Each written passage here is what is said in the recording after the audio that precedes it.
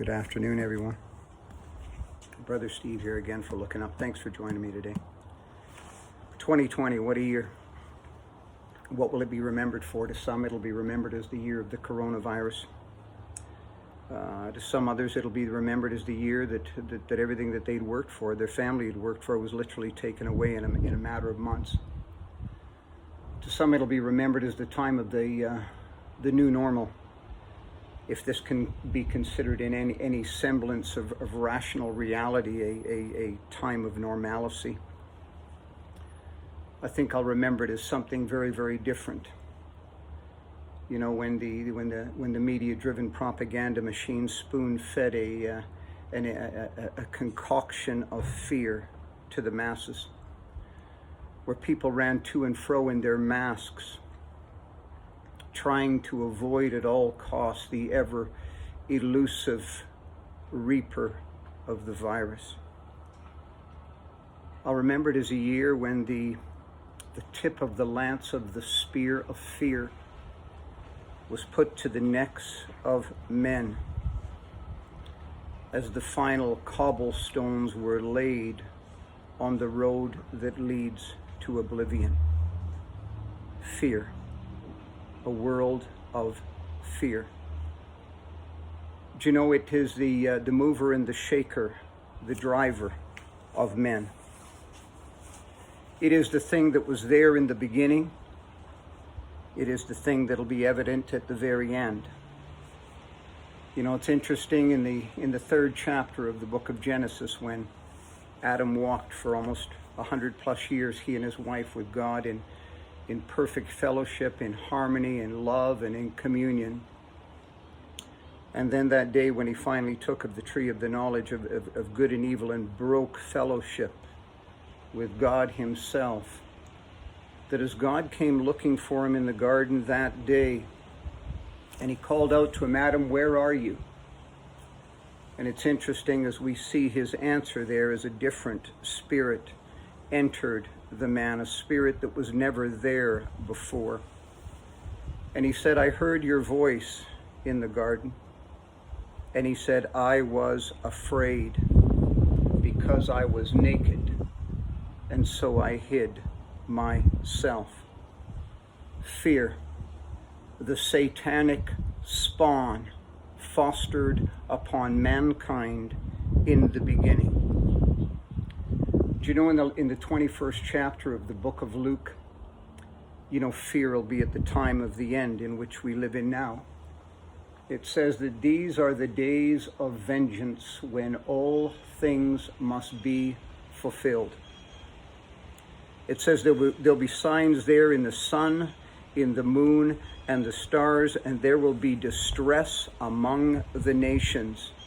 And it says men's hearts will literally fail them for fear of the things coming upon the world. What have I seen in 2020? A time of fear, such as I've never seen in my entire lifetime.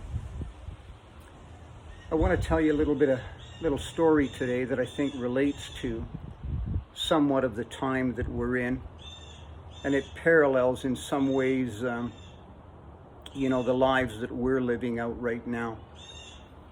The story is about Jesus and his disciples going across the sea, and it says this: that same day as evening had come, Jesus said to his disciples, "Let's go to the other side." So it says, after they had dismissed the crowd, they took Jesus into the boat as he was, and there were many other little boats that went along with them. And it says, there arose a great storm upon the sea, so much so that the wind and the waves, they beat against the boat. And as they did, it said it was filling up quickly. But it says there in the scriptures in Mark 4 that Jesus was asleep in the stern of the boat. So it says his disciples, who were filled with fear at the scene, they went and they awoke him. They called out to him and they said, "Master, do you not care that we perish. And then it says there that Jesus stood up. And as he stood up, it says he literally rebuked the wind and the waves. And he said, "Peace, quiet, be still." And it says that suddenly the wind ceased and there was a great calm. And it says, then he looked at his disciples and he said to them, he said, "Why are you so fearful? Do you still yet have such little faith?" And then it says they began to be all the more afraid. And they said, "What manner of man is this, that even the wind and the waves, they obey him?" I want to keep the video short, and I just want to make a couple of comments on the text here today. And the first comment is this: they began a journey across a sea. They began a journey into a sea not knowing what to expect. We are on a journey across a sea, not knowing what to expect. We began in the tranquil waters of our youth. And invariably, as the journey goes, we left and we began our own journey across an uncharted sea. And I just want to say this now, 63 years into that journey, what I've realized is that the waters upon the sea get rougher and rougher. It doesn't get any easier the further you get out into this journey. It is therefore no surprise to me that suicide, that addictions, that alcoholism, that mental illness, and many of the like are part and parcel of the society that we live in.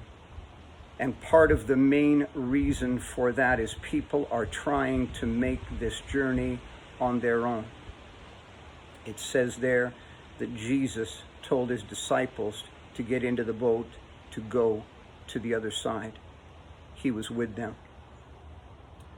The other thing I noticed from the text is as they went out on the ocean that day, they ran into an unnatural storm. It wasn't a natural storm. These guys were fishermen. They knew the sea. They knew the sky. They knew that it was red sky at night, that tomorrow would be fair weather, and it would be good to go. They knew that if it was gray and lowering in the morning, that it would be inclement weather. They knew the signs of the sky and of the sea, and they would have not got into the boat that day if they knew their lives were at risk. They went out and they encountered an unnatural storm. I want to say this today, that after 40 years of walking with the Lord, what I've seen in this last several months is we have encountered a very unnatural storm. This is not a natural storm. Oh yes, it has a guise. It has a face. It has a name. We call it the coronavirus, but it isn't a natural storm. You know, the statistics don't bear witness to it being a natural storm. The falsified reports of death don't bear witness to it being a natural storm. The mass construction of hospitals that are literally empty bear witness to it not being a natural storm. You know, there's so many things that are going on behind the scenes that show us very clearly that this is not a natural storm. And if anybody does any critical analysis and does any research whatsoever, they will see that this is not a natural storm. But let me say this, this is one of others to come. As they encountered an unnatural storm by principalities, by powers, so we have encountered an unnatural storm led by principalities and powers. And I would go on even to say, as 2 Timothy, as Paul said to Timothy in 2 Timothy 3, that in the last days terrible times will come.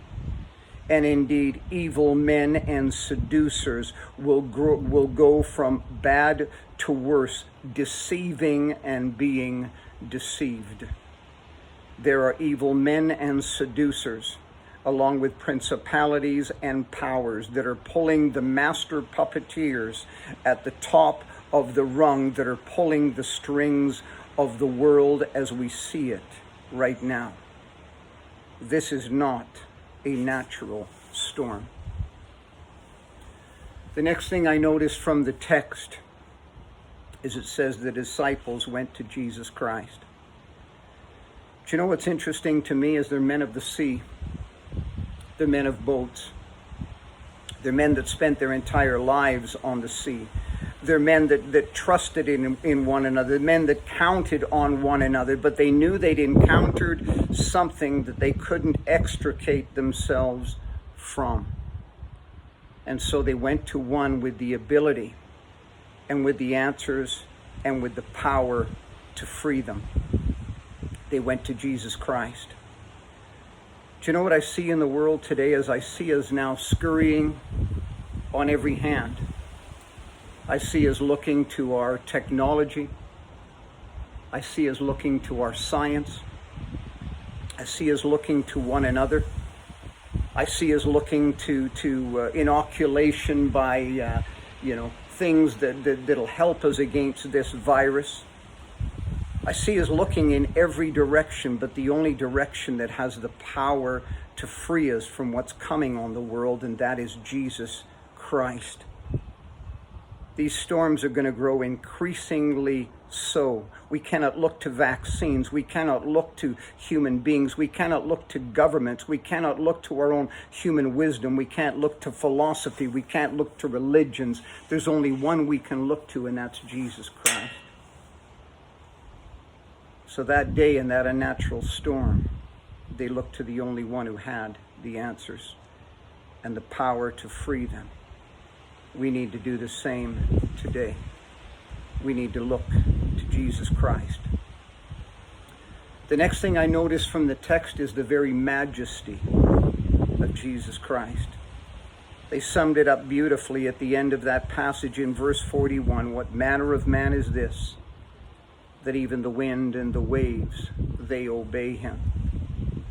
What manner of man is this, that literally speaks to his own creation and everything obeys him? What manner of man is this, that the winds suddenly cease at his voice, that the raging waves are still? What manner of man is this, that cleanses the lepers? What manner of man is this, that gives sight to the blind? What manner of man is this, that says, no one takes my life from me, I lay it down of myself, and as I lay it down, I have the power to take it up again? What manner of man is this, but the very God-man, but indeed Emmanuel, God with us. The next thing I see from the text is we have two ways to live in this life. Do you know, when I was a young man, a hallmark of the day was many of the game shows on TV. And part of the whole scenario was different windows and different doors people had to choose from to gain their prizes. All sorts of options open to people.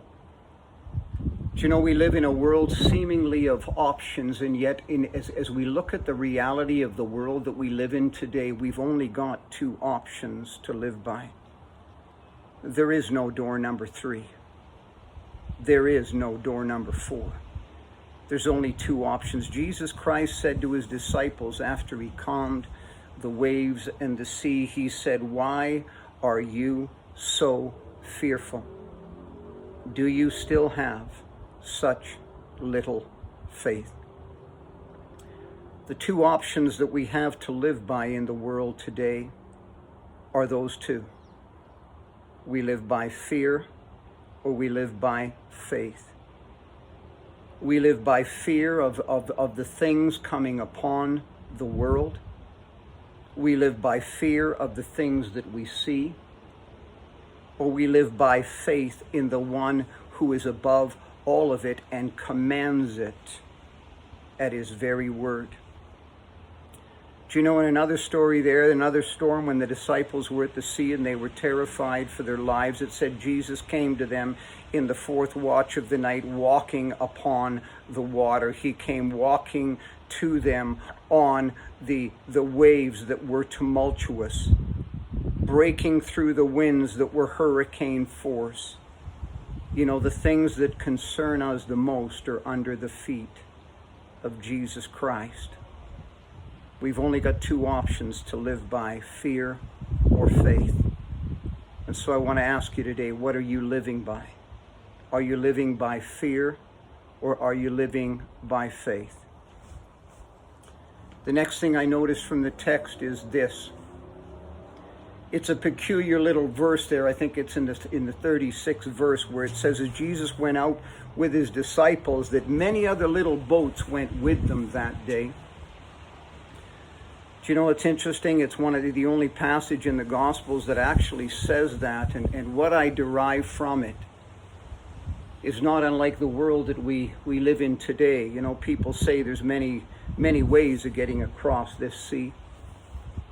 There's many ways to get to the other side.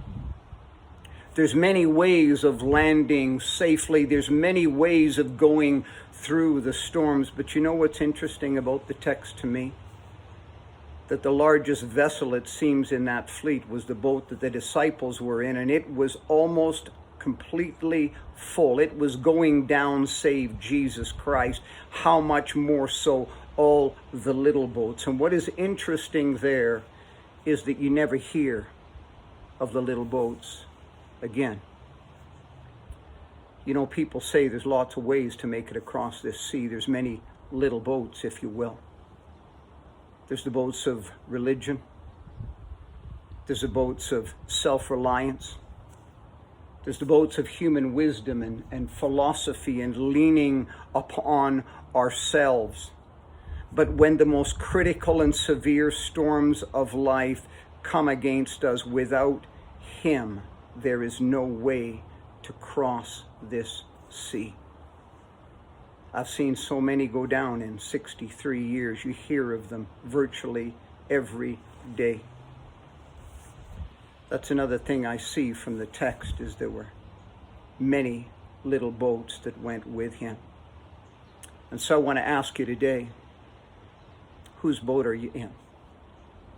Out in the sea, out in the storm, out in the midst of this life, being buffeted by the wind and the waves on every side, by the inoculation of the propaganda machine of fear. Whose boat are you finding safety in? There is only one boat to find safety in, and that is in the boat of Jesus Christ.